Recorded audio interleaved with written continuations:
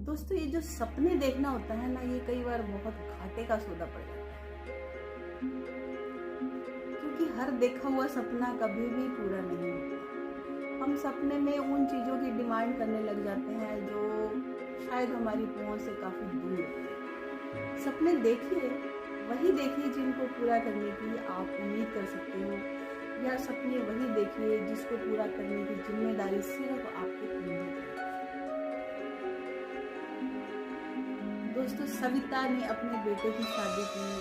उसके मन में बहुत अरमान थे। अपने पति के जाने के बाद उसने अपने बेटे को, बड़ी ही मुश्किल होती है, आदमी का जो सर पे साया होता है ना, वो एक मजबूत सहारा होता है, लेकिन अगर बे टाइम और समय ये सहारा अगर हाथ से निकल जाता है या छूट जाता है, तो उस टाइम पति के साथ साथ और भी सहारे जो है छोड़कर चले जाते हैं।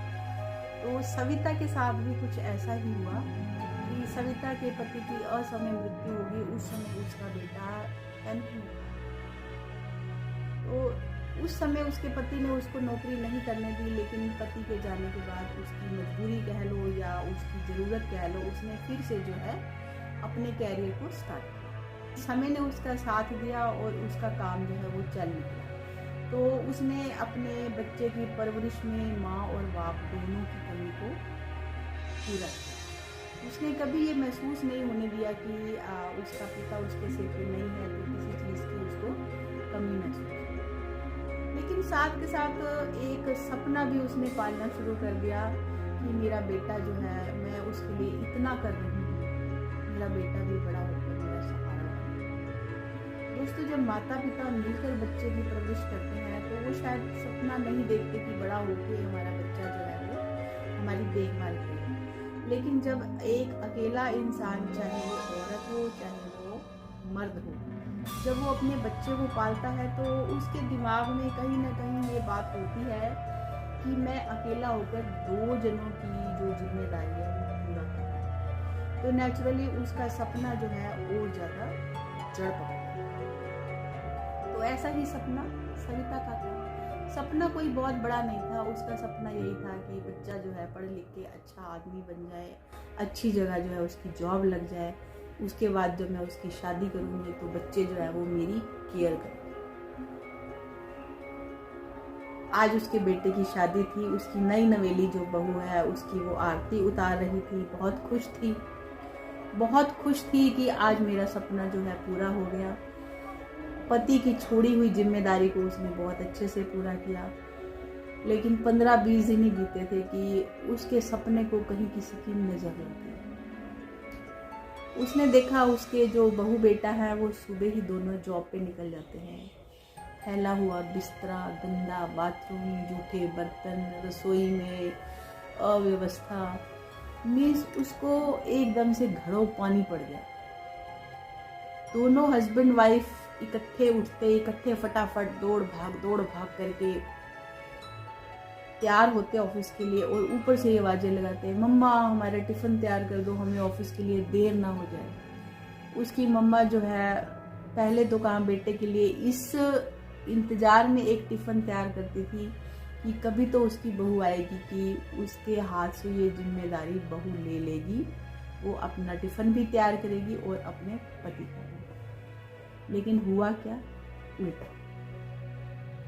अब उसको एक की बजाय 2 टिफिन तैयार करने पड़ते। कहाँ तो वो अपने बच्चे का बेड झाड़ती थी, कहाँ अब उसको अपनी बहू का फर्नीचर भी झाड़ना पड़ा, कहाँ उसकी बहू के मैले कपड़ों को भी वॉशिंग मशीन में धोना पड़ा, कहाँ उनके फैली हुई चप्पलें उठाकर रैक में लगानी पड़ी, कहाँ अपनी बहू और बेटे के जूठे बर्तन उठाकर किचन में रखने पड़े।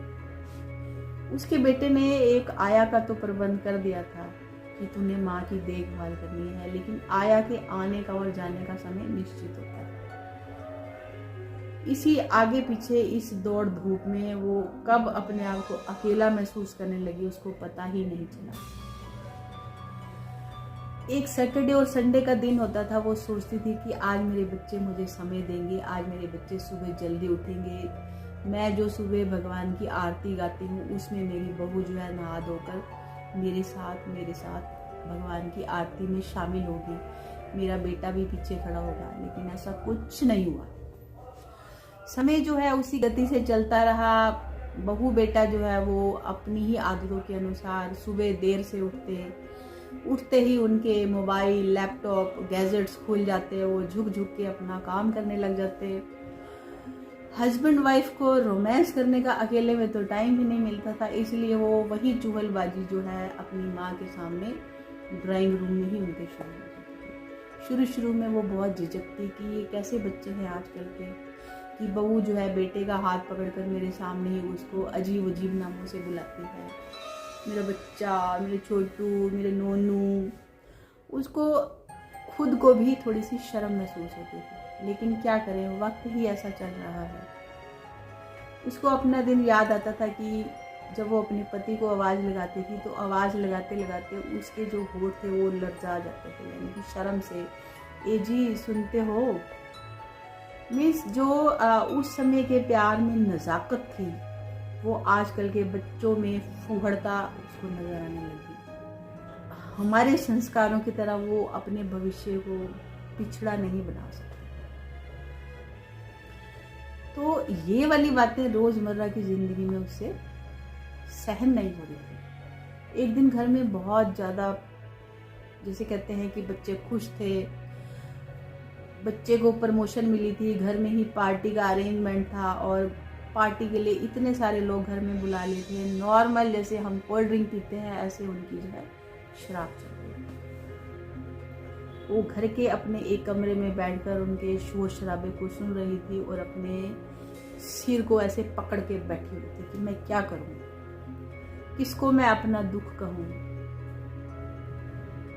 उस समय जो है पति सबसे ज्यादा याद आता है, क्योंकि ऐसी बातें अपने भाई बंधुओं से, अपनी रिश्तेदारी में, अपनी सहेलियों से भी नहीं कही जाती। कहीं कोई हमारे घर के संस्कारों का मजाक ना उड़ा दे। वो घर के किसी एक कोने में बैठी अपने समय की पार्टियों को देख रही थी कि हमारे समय में कैसे पार्टियां होती थी। अगर घर में पार्टी होती थी तो चाय, पकोड़े, छाछ, लस्सी, मक्की की रोटी, सरसों का साग, मूली के परोंठे, आलू के परोंठे, इन चीज़ों में ही हम अपना मज़ा ढूंढते थे, जो हमारी सेहत के लिए भी अच्छे होते थे और सबके सामने इन सब को खाने में कोई हिचक महसूस नहीं होती थी। लेकिन आजकल हर चीज़ रेडीमेड फूड है। ड्रिंक्स बच्चे ऐसे लेते हैं जैसे कोल्ड ड्रिंक पी रहे हैं। ऐसे ही एक बार उनके घर में पार्टी हो रही थी तो उसकी बहू की एक फ्रेंड ने देखा कि जो सासू माँ है बहुत ही उदास होकर खिड़की से जो है उनको ऐसे निहार रही है। तो वो समझ गई कि माँ जो है अकेलापन महसूस कर रही है। अपने बच्चे को तो ख्याल नहीं आया, लेकिन बच्चे की फ्रेंड को ख्याल आ गया, क्योंकि उसकी माँ खुद भी ऐसा अकेलापन महसूस करती थी। तो उस समय जो वो अपनी माँ के लिए करती थी उसने वही किया। वो एक गिलास रिंग का बनाकर माँ के लिए लेके गई और उसको खींच कर बाहर ले आई और माँ के हाथ में वो रिंग का गिलास पकड़ाकर अपना गिलास टकरा कर बोली, चीयर्स। माँ हकबका गई, ये क्या?